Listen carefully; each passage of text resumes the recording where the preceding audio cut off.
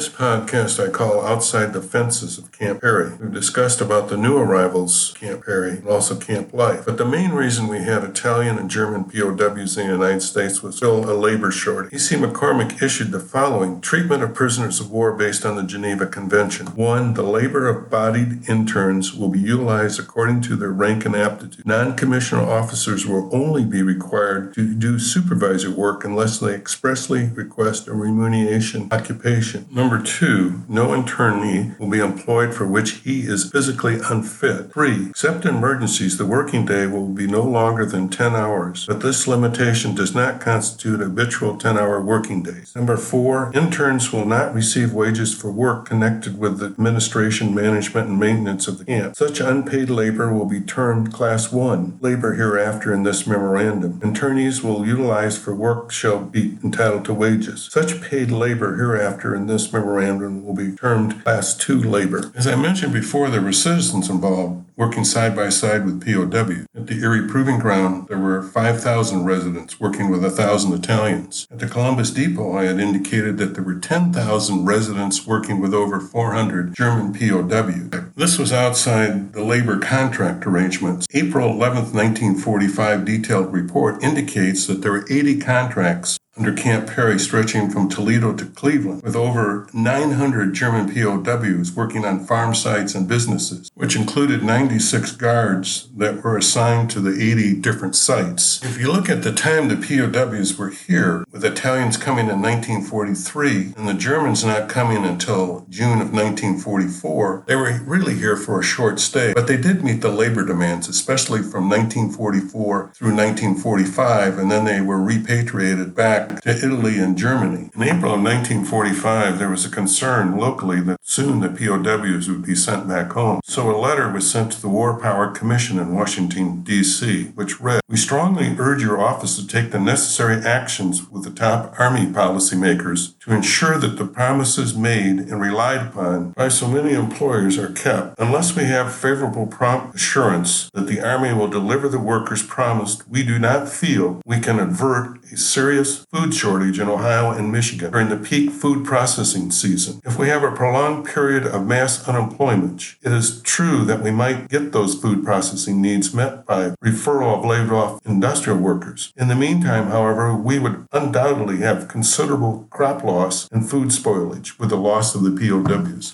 Dan Rhodes, local residents, had assumed German POWs were going to be monsters, but he found they looked like everybody else except they spoke a different language, but did not joke or smile a lot. Dan goes on to say that the German prisoners of war were good workers, but always looked very gloomy compared to the Italians, who laughed a lot, were more jovial, and were accepted by people in town. Dan reminds us that the Italian POWs had many descendants in the area, especially in Toledo, and he enjoyed eating with them, where they would wear white hats, white T-shirts, white aprons, and hold their hands behind their backs and always would be laughing. Janet Stevenson, a local resident from Port Clinton area, recalls that around 1970 she went to East Germany and had a tour guide in East Berlin who was assigned by the East German government. She said that she was from Port Clinton, Ohio, and discovered that her tour guide had been a prisoner of war at Camp Perry. The tour guide was delighted to reminisce about his time at Camp Perry, and she felt that he must have remembered the pleasant things from his time at the camp. Candace York remembers the German POWs from Camp Perry that worked on their farm during World War II. She recalls one story in particular about her mother, Lily Ann. Ma made extra food for them and talked to them to try to make them feel at home. They used to sing while they worked on our farm. One of the songs was Lily Marlene. These were positive remembrances by area residents of Port Clinton, but back at the main camp, there was a hardcore Nazi line that caused problems with fellow prisoners, and E.C. McCormick and staff had to deal with them on a daily basis. As I mentioned, once back in camp, there could be problems. March of 1945, a third strike occurred at Camp Perry, where more than 2,200 Germans went on strike, again over the perceived rigid discipline at the camp. These prisoners of war were eventually put on bread and water after a 3-day strike, and finally concluded with them cleaning up the camp and going back to work. There was an additional strike at Camp Marion Depot. This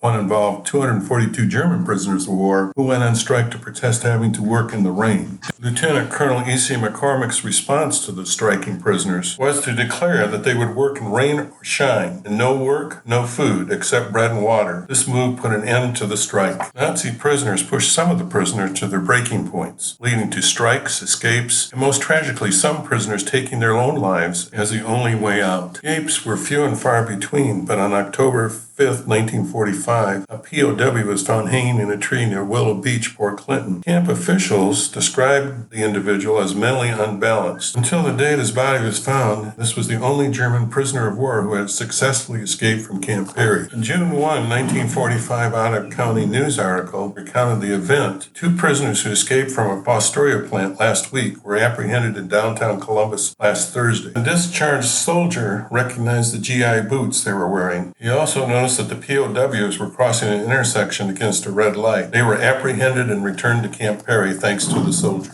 As one can see, there was still some unhappiness with the rank and file of the German army. Those that tried to escape committed suicide because of their unhappiness. Even though this podcast is entitled Outside the Fences of Camp Peary, I'd like to move back within the fences. What was left after the POWs went back home? Contamination was considerable. The Scioto Ordnance Plant in Marion, adjacent to Camp Marion, had $12 million spent on cleanup. The Marion Engineering Depot, $35 million was spent. The River Valley Local School District had bought 78 acres from a Marion Engineering Depot, only to find the grounds were contaminated and there was an indication of a high rate of leukemia for its graduates. In the end, it took $8 million to clean up the athletic fields and for the school to close and move to a different location. Also, the Rossford Ordnance Depot spent close to $1 million in its cleanup on property where the Penta County Joint Vocational School was built, along with the Owens Community College was built. In the Erie Proving Grounds, there was $8 million spent. So you can see that within the fences, there was a huge contamination problem that led to potentially high cancer rates of the River Valley Local School District, which prompted me to write a book about the school district and to look at the facts that were there.